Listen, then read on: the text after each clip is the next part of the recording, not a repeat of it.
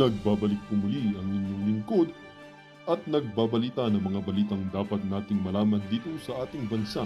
Ito ang Balitang Pambansa.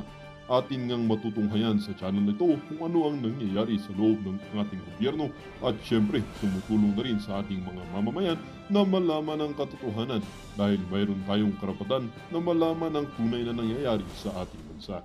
Ngunit bago natin panoorin ang balita, huwag niyo pong kakalimutan na mag-subscribe sa ating channel at pindutin ang notification bell para lagi kang maging updated sa ating mga bagong videos na ina-upload araw-araw. At sa ating mga solid viewers naman dyan ay maraming salamat naman po sa walang sawang pagsuporta. At syempre, huwag din pong kakalimutan mag-iwan ng like at i-share ang ating mga videos. At kung mayroon ka naman pang opinion, ang ating comment section ay bukas para sa inyong mga hinaing. Ito na nga mga kaibigan, ating panoorin ang buong video. Salamat po muli and God bless!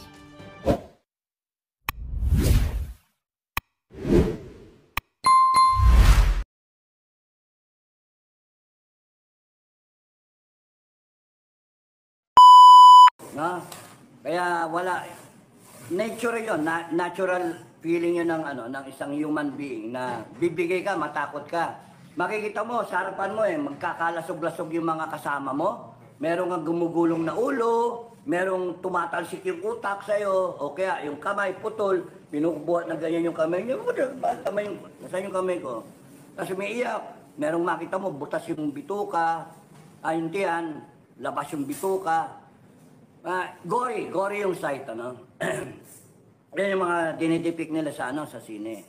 So the moment na nag-bombardment na, softening the target ang tawag doon sa doktrina.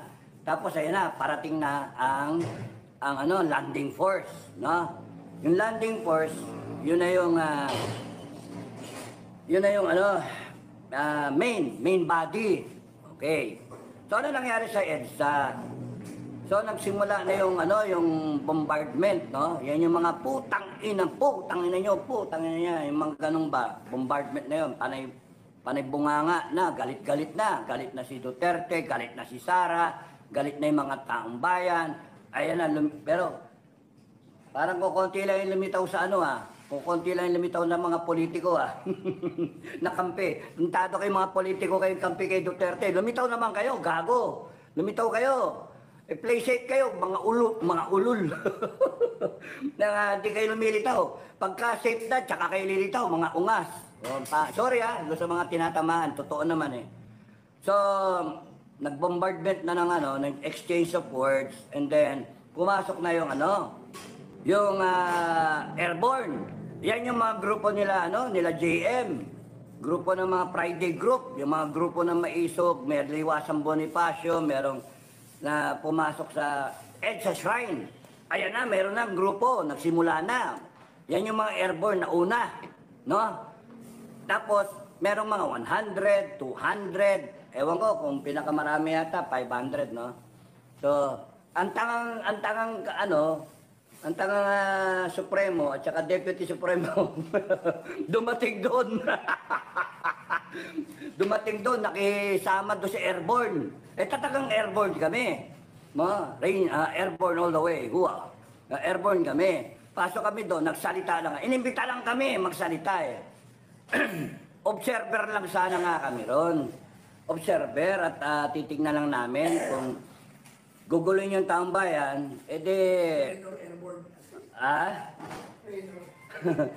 ang trainer ko nga airborne, si Commander Bukay.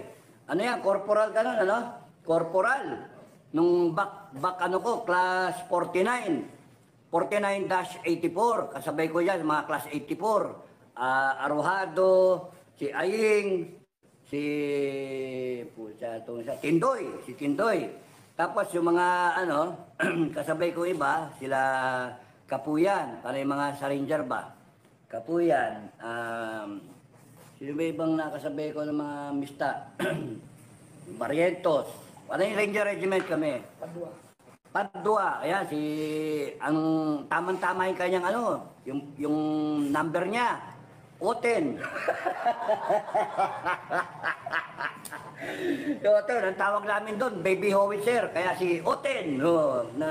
Ako si O6, Okay. Ang trainer namin si Metran, Commander Bukay, corporal pa lang, hindi pa siya pinaparal ng ng 4 years ng course, no? Kaya naging official yan, qualified na siya. So yun yung kwento. Inimbita kami magsalita. Hindi naman namin ambisyon magsalita doon. Nahiya kami, mahihayin kami. Pero nagsalita kami, siyempre, coming from the heart, no? Tangina nyo, puta.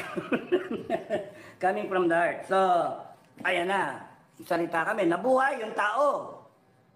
Hindi, mali ba namin na makikinig ang tao? Okay, nabuhay yung tao. So, nandiyan na-inspire na yung tao, tumapang na. Okay tumapang na. Tapos, nagulat ako doon, picture. Eh, siyempre, pinapawisan ka. Eh, pinapawisan din naman yung mga tao. Eh, sige, ayan na. Kiss, ganon, picture, okay lang. Nakakatuwa kasi nabuhay yung tao. And then, dumating yung mga tao na. Tapos, ayan na, that was 8. Tapos, nung one time, big time, nung 9, na sinasabi ko, nung nag-usap-usap, sabi ko, sabihin nyo, doon sa mga talagang magtatapang-tapangan na tayo, sabi kong ganon, magtapang-tapang na tayo, magbitaw na ng baraha. No? Hindi lang kami lang ang matapang, baka mamaya kami lang matapang dyan.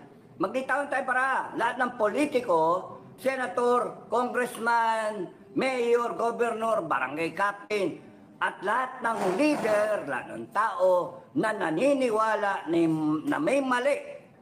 Lininawin ko not to unseat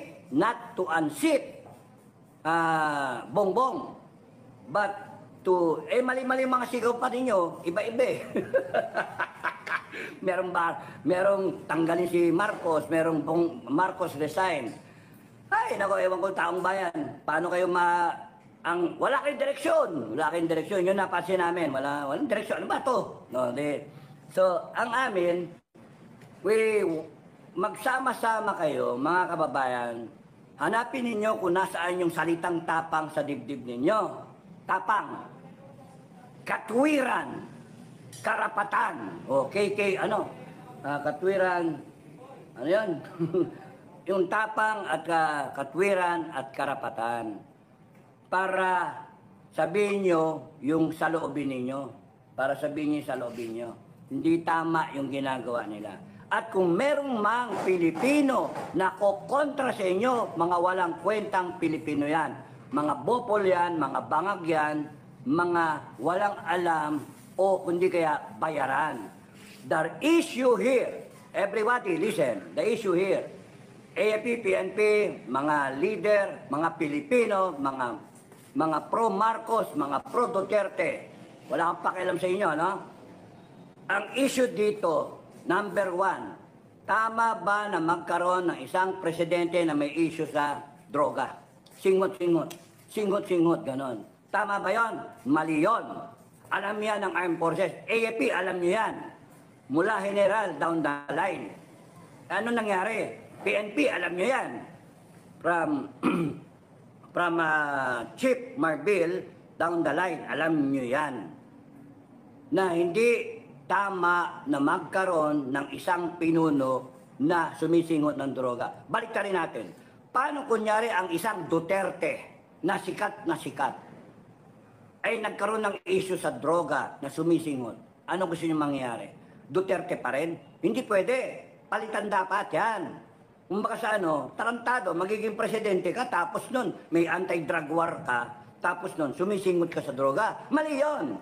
Hindi papayag ang taong bayan talaga kay Duterte ka Kasi ang issue, yung pamilya ko magiging biktima ng droga.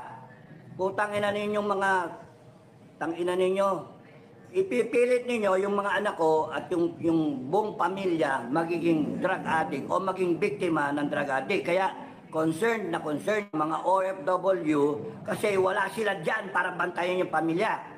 Babalik sila dito, narit na yung anak nila. Drug addict na yung anak nila. Yung asawa nila, meron ng ibang kabit na nasa droga na rin siya. O kaya runner siya ng droga. Yun ang issue. Ayaw namin, ang Pilipino, ang totoong Pilipino, ayaw na magkaroon ng isang leader na nagdodroga. Paano kung si Sara Duterte nagdodroga? Gugustuhin nyo bang si Sara Duterte maging pinuno ng bayan? Hindi. Hindi. Ako mismo, lalabanan ko si Inday Sara. Ako mismo, pagka nakita ko na ganun din, sumisingot din ng droga. Ang problema ni Marcos, si Inday Sara, hinamon siya ng drug test at nagpa-drug test, pati yung kanyang OBP, kayo, ampaw. Marcos, ampaw. Hindi kayo nagpa-drug test. Itong isa, klaro, wala.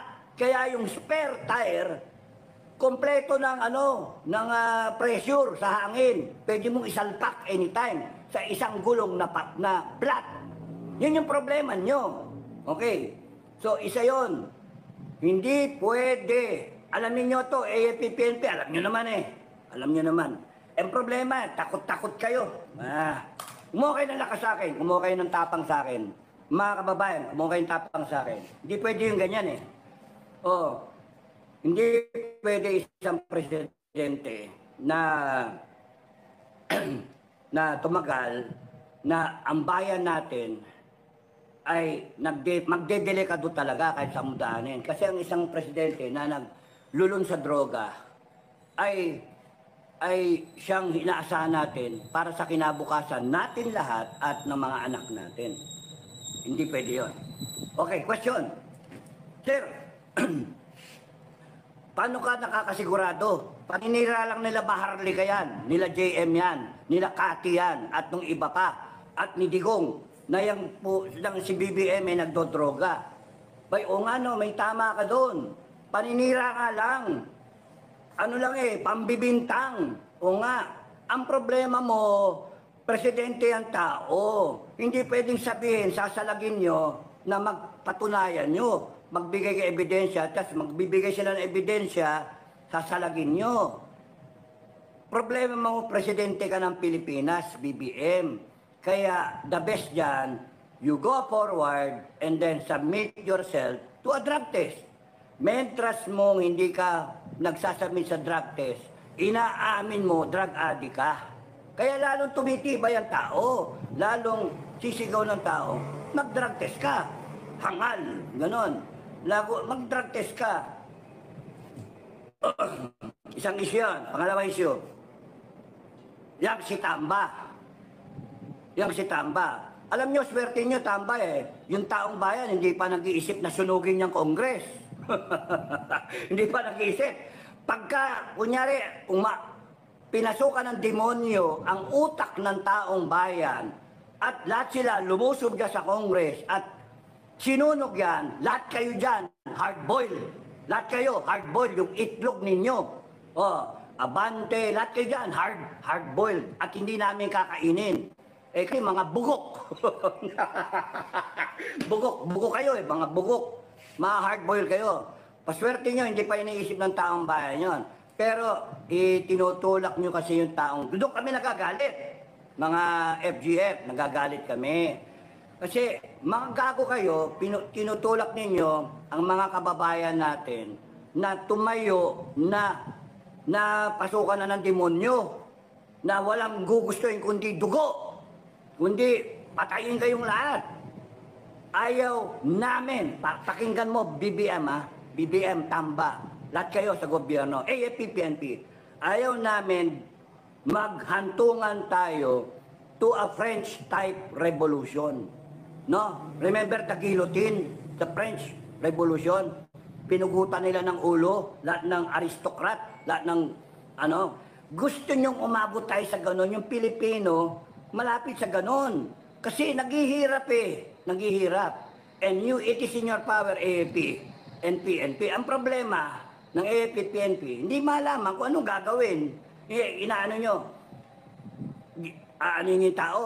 Yung pipigilan, paano ipipigilan yung milyon na tao? Ano, papatayin nyo, raratratin nyo? Hindi, lalong matuto kayo sa experience ng MNLF, Muslim Mindanao, na kinalaban, ba't isang patayin mo, papalitan ng 10. Ganon din ang NPA. Papatayin mo, palitan mo ng 10. Kaya nga, hindi pwede yun. Patayin mo yung mga Pilipino nagrarally. Patay kayo, dadami lalo. mga bopol na nasa gobyerno. Kaya, ang solusyon dyan, simple. Isa lang ang ano dyan eh. BBM, Tamba, Congress, dati sa gobyerno, ang solusyon sa inyo, good governance lang. Uy, nadinig ko na yon. Good governance, nadinig ko na yon. Putya problema yun, sinasabi ni Duterte yun eh. Sinasabi ni Sara yun eh. Trabaho lang. Kaya pala may appeal tong mga to, mga Duterte. Kaya may appeal, kasi nga, good governance. Eh kayo, bad governance. Pangungulimbat, abuso, paniningon, magsinungaling, pagnanakaw. Eh paano yung mangyayari? Paano i-reconcile yun dito? Kaya ito, mabubuhay kahit mabubuhay hanggang may pera kayo. Pero kung paubos na yung pera ng taong bayan, isipin nyo, talagang patapos kayo eh. Wakasan ang mangyayari sa inyo. Kasi ibabaon nyo na ibabaon sa utang ang Pilipinas. Wala kayong pera, bayad kayo ng bayad to sustain your position in government. Eh, yung ginagawa nyo, na-expose kasi may mga kasama kayo, na, mga puting ase, na nagsasabi ng impormasyon sa lahat. No? Sa Duterte camp, doon sa mga vlogger camp, doon sa amin, alam namin yung ginagawa nyo eh. So, yung ginagawa nyo, lalong mabibleed dry yung taong bayan. Kasi you have to pay people to counter your opposition. You have to pay people para manira ng kapwa. And you cannot sustain that kung wala kayong pera. Hindi naman kayo makapag-print ng bagong pera kasi babagsak yung ano natin, yung ating conversion. Eh wala eh, and then uutang kayo? Wala. Maswerte kayo, hindi pa iniisip ng taong bayan, lagutin ang taxes, lagutin ang pag-remit, lagutin ang pagpasok ng pera. Patay kayo pagka hindi na magpasok ng pera ang taong bayan. Pag nag-civil obedience, kagaya ng ginagawa nila ng mga opposition noon, kay Marcos Sr., civil disobedience, walang magbayad ng Kaya nga ginawa nila, kinakaltas yung taxes para sigurado may bawas na. Ganun ginawang automatic. Ay, nako. Kaya nga, ang tao galit na. Kaya bigyan nyo pa ng rason na magalit. Lalo kayong mababaon. So, pag hindi nyo na-sustain yan, ubos ang pera ng taong bayan, utang pa kayo, babaon lalong mararamdaman ng taong bayan yung paghihirap kasi hindi kayo good governance. Hindi nyo tinutugunan yung galit ng taong bayan. Hindi nyo tinutugunan yung hinanaing ng taong bayan. Wala kayong pakialam eh. Kaya nga, lalong magagalit yung taong bayan, bilang na yung araw nyo. Yun yung problema nyo. The only way to survive this, the only way to survive your political ngek-ngek is to go to the path of good governance. And good governance will start with listening to the people. Pakinggan nyo, harapin nyo. Hindi yung may nagrarally dyan sa EDSA, pipigilan nyo. May nagrarally ko saan, pipigilan nyo. Dadating yung punto, gagamit pa kayo ng putang yung mga militante, gago. Drama-drama pa kayo militante, gago. Kaya nga, you are bringing the Philippines so close to cultural revolution, to a Philippine revolution, to a Filipino, French-type revolution. And hindi dapat sana, kasi advance na yung planeta, advance na yung mundo. Hindi na, Jurassic yun yung mag-revolution pa. Saan tayo nangyayari? Pero hindi, aabot tayo doon. And Armed Forces and PNP, you will lose the chance in history. You will go down in history as the institution who failed the Filipino people.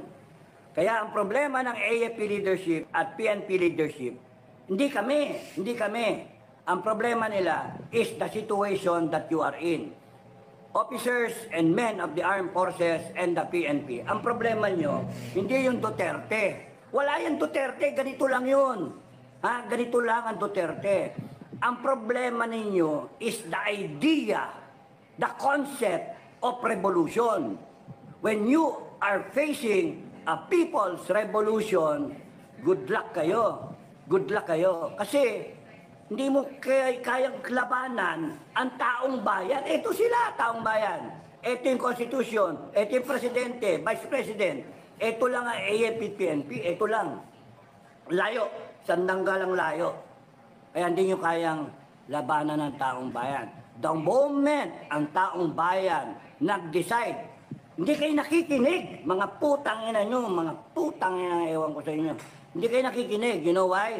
Because sinabi ko nga nung 1989 ko, yun yung kwento ko para maintindihan ninyo, nire-relate ko ngayon.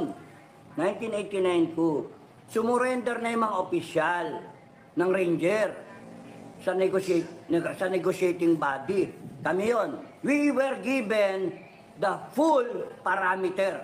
Anything under the sun, you negotiate with the rebel soldiers, which is mga kasama ko, Ranger Regiment, anything under the sun except Cory Aquino, except the President. Kung baka sa ngayon, you can negotiate anything under the sun except Bongbong Marcos. That was so close to extinction ni Cory Aquino. And she was so takot na kinakailangan para masalba siya, inalaw nila, mag-negotiate kaming 6. Kaya yung mga maingay dyan, ang mga mayayabang, tumahimik kayo. Wala kayo doon, dumedede pa lang kayo ng gatas. Nung nandoon na kami, 6 lang kaming opisyal. Yan ang may prestige sa akin. And really, Adan, Pangilinan, ang Paunen, Mistako, and ako. And retired General Luga ang nandoon who saved the country from civil war. Putang ina ngayon, mga maingay kayo, gago kayo eh. Tapos doon, anything under the sun, pera, anything ang hingin sundalo, bigay nyo, cabinet change, pwede. Kaya pagka BBM, yun yung isa mong pwedeng solusyon. Negotiate anything under the sun, kunyari, except ikaw. Ang problema, BBM, pinaabot mo kasi na everyone under the sun, tanggalin kayo. Nandun na yung tao, mga bopol, mga reading ninyo mali. Pwede pa sana yung anything under the sun except Bongbong Marcos. Tanggalin mo yung, busalan mo yung misis mo, putang pak, tumahimik ka, gago ka, ako yung may boto, ikaw hindi. Kahit pagtulakan kay Sagdanan, napaka-dysfunctional nyo eh. O kaya, si Tamba, tanggalin mo. Gamitin mo yung influensya mo. You run the country properly. You stop corruption, you stop drugs. Ang problema, hindi mo kaya. Kasi weak leader ka eh. Hindi mo kaya. Baha nga lang, di mo kaya eh. Ano gagawin ko? Ano gagawin natin? Ano gagawin natin? Ano? Putang, wala na tayong pera. Gago. Sira ulo kayo. Kaya nga lalong nakikita na hanggang salita ka lang. Ayaw mong harapin yung tao. Ngayon nagrarally yung mga tao, ayaw mong harapin. Lalong na-expose na you are not fit to become president. At hindi lang kami nakakakita noon, hindi lang taong bayan. Pati yung armed forces mo at yung PNP mo nakikita. Kaya wag kayong magpapanigurado, tutuklawin ka ng AFP mo at ng PNP mo, tutuklawin ka. Maghahati man yan kasi pag kayo mag-commander, palpa kayo, yun ang problema naman ng mga